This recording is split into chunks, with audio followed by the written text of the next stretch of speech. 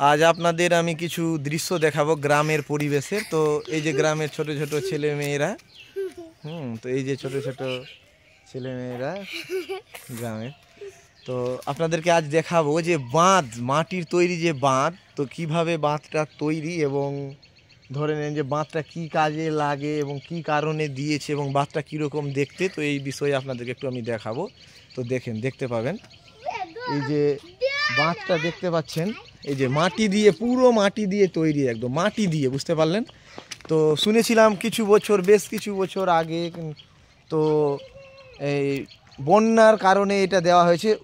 এই সাইড থেকে জল বেড়ে যখন বন্যা আসবে, তো ওই সাইডের জলটা এই পারে আসতে পারবে না, আর এই সাইডে যদি বন্যা হয় তো এই সাইডের জলটা ওই পারে যেতে পারে না। মাঝখানে একটা বাঁধ দিয়েছে, মানে এলাকাটা দুই ভাগে ভাগ করে দিয়েছে এই কারণে যে কোনো কারণবশত কোনো একটা এরিয়া বন্যায় প্লাবিত হয়ে গেলে দ্বিতীয় এরিয়াটা যেন জলের কারণে ওরাও যেন কোনো রকম অসুবিধা না পড়ুক, সেই কারণে। তো দেখতে পাচ্ছেন পুরো মাটির, একদম পুরো অনেক দূর পর্যন্ত বিস্তৃত দেখতে পাচ্ছেন।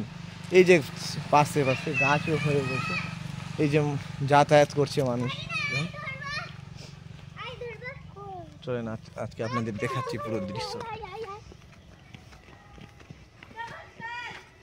এই যে এই যে দেখতে পাচ্ছেন রোড, পুরো ঢালাই রোড হয়ে গেছে, পুরো একদম পিচ রোড। এই যে দেখতে পাচ্ছেন চারিধারে কি সবুজ দৃশ্য দেখেন। এই যে পাশে ছোট ছোট গাছগুলো হয়েছে। বর্ষার সময় তো আরও পুরো চারিদিকটা ভরে যাবে। বর্ষার সময় আমি একটা ব্লগ ভিডিও বানাবো, তো দেখবেন, তখন আরও খুবই সুন্দর লাগবে এই দৃশ্যটা দেখতে। দেখতে পাচ্ছেন এই বাঁধটা এতটাই উঁচু যে মাটি থেকে দেখতে পাবেন কতটা উঁচু আছে।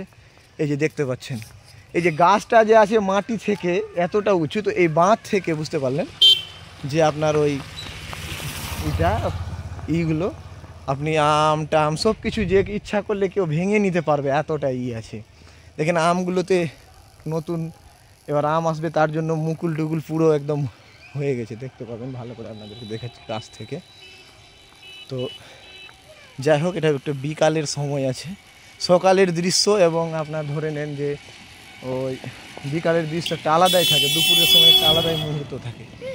তো এই যে আমের মুকুল দেখা যাচ্ছে, এই যে দেখতে পাচ্ছেন, এই যে এটা আবার ফুল হিসাবে আবার ফলে পরিণত হবে। এই যে মুকুল দেখতে পাচ্ছেন, প্রায় গাছ ভরে আছে মুকুলে। এই যে দেখতে পাচ্ছেন পুরোটাই। এই যে তো ভালো থাকবেন সকলে, এরকম ছোটোখাটো ব্লগ ভিডিও আমি আনতেই থাকবো আপনাদের মাঝখানে। তো ধন্যবাদ সকলকে, ভালো থাকবেন, সুস্থ থাকবেন, ধন্যবাদ।